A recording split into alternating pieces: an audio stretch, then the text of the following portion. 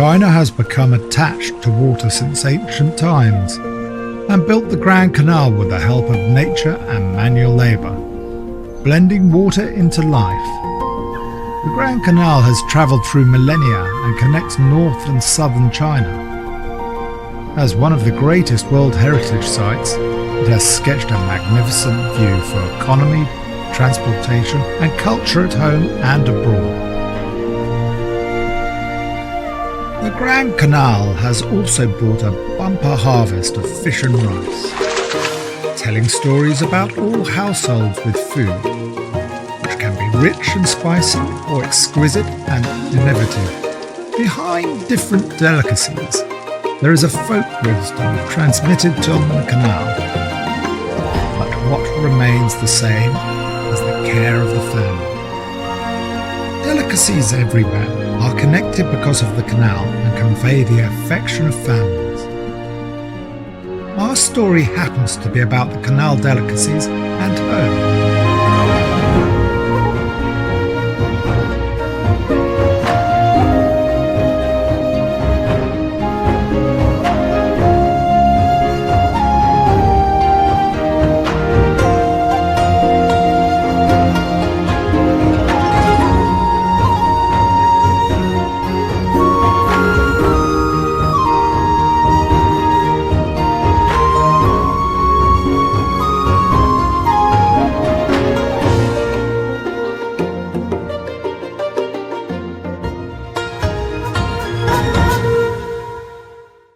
I'm Nino, an Italian chef living in China.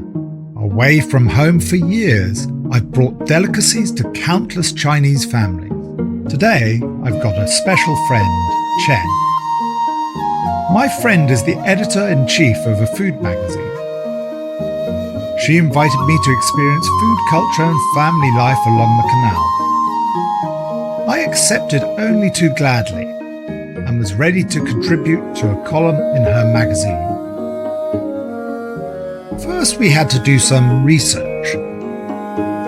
After visiting experts on the history of the canal, our plan was finalized.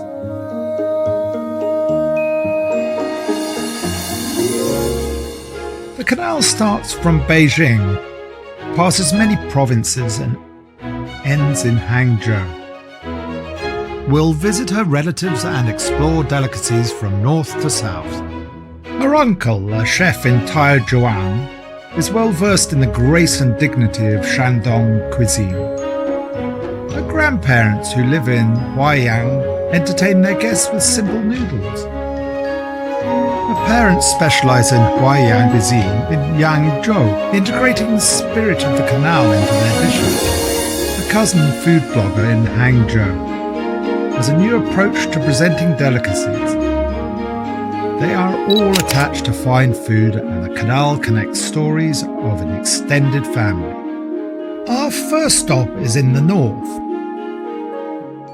The northern part of the canal, which starts in Beijing, has a long and proud history. It has given rise to a rich and dignified food culture, the quintessence of which is found in Tai'er Zhuang. The small town was born because of the canal. It has a lively water system that has nurtured the famous Shandong cuisine. Chen's uncle happens to be past master at Shandong cuisine.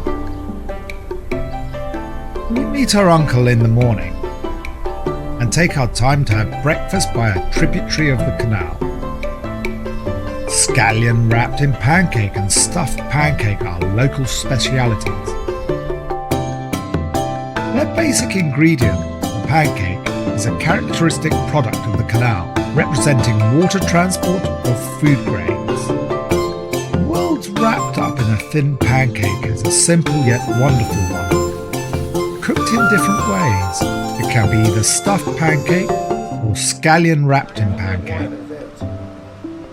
An ordinary pancake becomes inclusive because of the canal. How is the canal related to the local delicacies?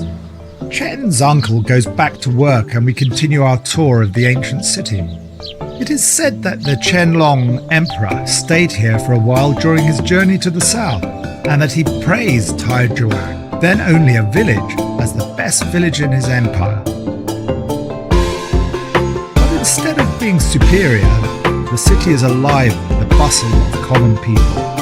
It boasts a rich folk culture, with drummers, stilt walkers, and Suona horn players, to name a few. We've also experienced the fun of folk culture.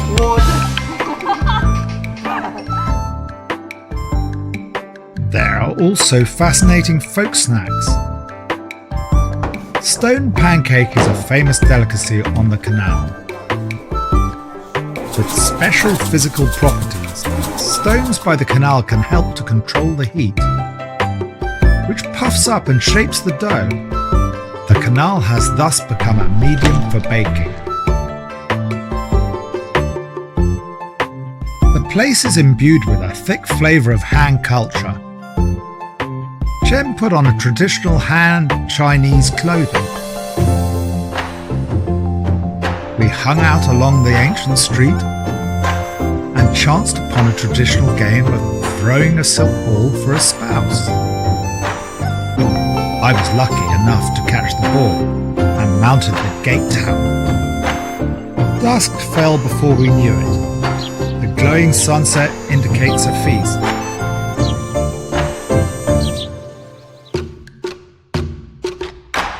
Here I learn how to cook Shandong cuisine from Chen's uncle. Carbs from the canal area gift from the water. The ingredients are fresh thanks to the quality of the canal water. Aroma arises from simple cooking. Sauce adds the final touch to a savoury dish. Thanks to the ancient canal, materials from the land also contribute to the essence of Shandong cuisine. The typical Shandong dish, Tai'er Zhuang spicy chicken, originated from water transport. I've also tried cooking other dishes to feel the spirit of the canal. We lay a table of dishes by the canal, presenting various delicacies led by Shandong cuisine. Those in water, on land, vegetables and meat.